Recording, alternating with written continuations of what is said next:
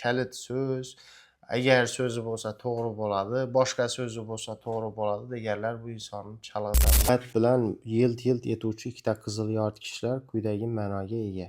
Bular temir yo'llarda qo'yiladi. Mana bu yalt-yalt etib navbat bilan yonib o'tishi poyezd kelayotganligini axborot beradi. Demak, javob harakatni taqiqlaydi, chunki poyezd kelayotgan bo'lsa, harakatlanish taqiqlanadi.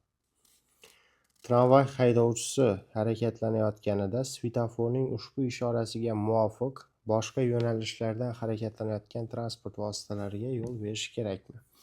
Agar bu svetoforda turadigan bo'lsa, tramvay ham boshqalarga yo'l berishga majbur. Chunki bizda asosiy qizil yonyapti. Boshqalarga yo'l bergandan keyin chapga harakatlana olamiz. Agar bu strelka bu tomonda tursa, boshqalarga yo'l berib, o'ngga harakatlansak bo'ladi. Shunda javob svetofor ushbu ishorasida tramvay boshqa yo'nalishlarga yo'l berishi kerak.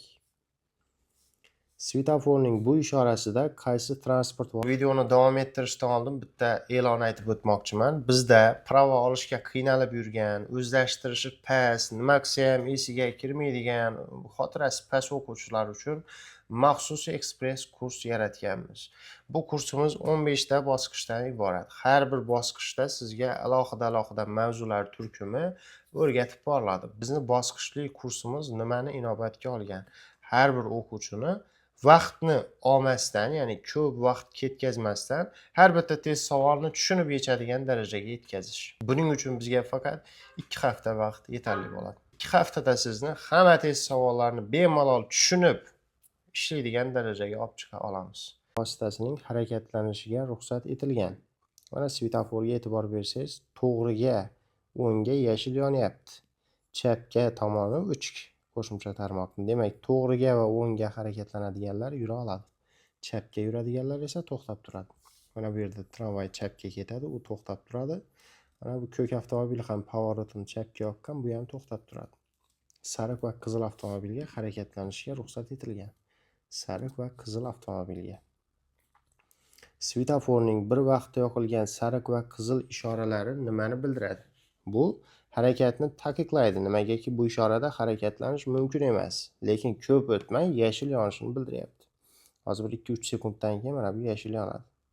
Demak, harakatni taqiqlaydi va tezda yashil ishora yoqilishi haqida ogohlantiradi. Harakatlanishga ruxsat etilgan barcha transport vositalari qaysi javobda ko'rsatilgan? Endi bu svetoforimizda to'g'riga yuradiganlar ham, chapga yuradiganlar ham, o'ngga yuradiganlar ham harakatlana oladi. Shuning uchun bu yerdagi barchasiga harakatga ruxsat etilgan. Shuning uchun javob barcha transport vositalari bo'ladi. Qaysi rasmda haydovchi o'ngga to'g'ri burilyapti?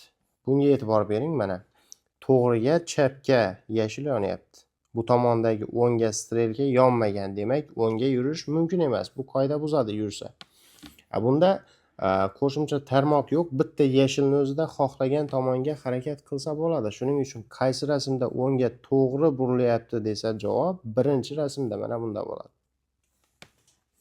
Harakatlanish qaysi yo'nalishda ruxsat etilgan? Bizga o'ngga yurishga, mana bu yo'lga yurishga ruxsat bor. To'g'riga yoki ikkinchi o'ngga emas, o'ngga birinchi yo'lga ruxsat etilgan.